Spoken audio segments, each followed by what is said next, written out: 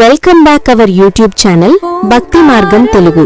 మన హిందూ సనాతన ధర్మం, మన సంస్కృతి, మన సాంప్రదాయాలు. మనిషి జీవితంలో ఎన్నో మార్గాలున్నాయి. సంపద కోసం ఒక మార్గం, పేరు ప్రతిష్టల కోసం మరో మార్గం. కానీ ఆత్మశాంతి కోసం, ఆత్మశుద్ధి కోసం ఉన్న మార్గం మాత్రం ఒక్కటే, అదే భక్తి మార్గం. ఆ భక్తి మార్గంలో అత్యంత పవిత్రమైన ఆచారాల్లో ఒకటి శివదీక్ష. శివుడిని కేవలం దేవుడిగా కాదు, జగత్తుకు మూలకారణంగా, సృష్టి స్థితి లయలను నియంత్రించే పరమశక్తిగా భావిస్తారు. అలాంటి పరమశక్తి అయిన పరమశివుని అనుగ్రహం పొందడానికి చేసే పవిత్ర సాధనమే శివదీక్ష. శివదీక్ష అంటే ఏమిటి? దీక్ష అనే పదానికి అర్థం శుద్ధి మరియు సంకల్పం. మనలో ఉన్న చెడు ఆలోచనలు, చెడు అలవాట్లు, అహంకారం, కోపం, లోభం వంటి వాటిని వదిలి మన జీవితం మొత్తం శివుడికి అంకితం చేయడమే శివదీక్ష అంటారు. శివదీక్ష తీసుకున్న వ్యక్తి కేవలం పూజలు మాత్రమే చేయడు. అతని ఆలోచనలు, మాటలు, పనులు అన్నీ పవిత్రంగా మారాలి.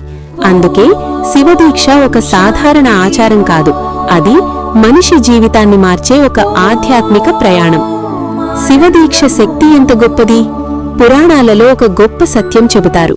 ఓం నమః శివాయ అనే పంచాక్షరి మంత్రాన్ని భక్తితో జపించే వ్యక్తి ఎంత పెద్ద కష్టంలో ఉన్నా శివుడు అతన్ని తప్పకుండా రక్షిస్తాడు.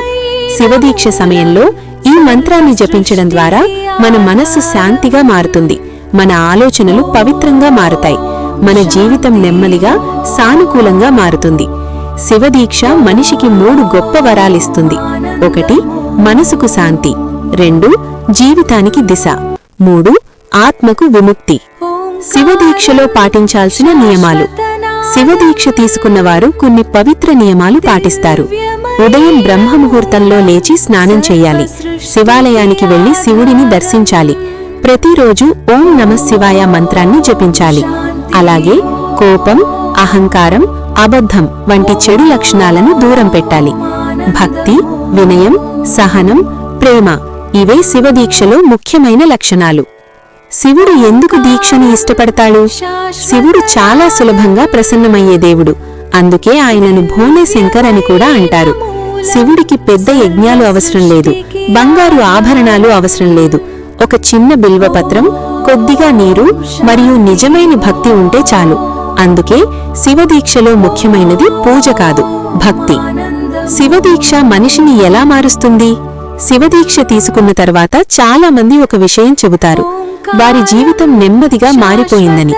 ముందు కోపంగా ఉండే వ్యక్తి ఇప్పుడు ప్రశాంతంగా మారతాడు. ముందు బాధలతో ఉన్న మనసు ఇప్పుడు శాంతితో నిండిపోతుంది. ఇదే శివదీక్ష శక్తి. శివుడు మన కష్టాలను వెంటనే తీసివేయకపోయినా ఆ కష్టాలను ఎదుర్కొనే శక్తిని మాత్రం తప్పకుండా ఇస్తాడు.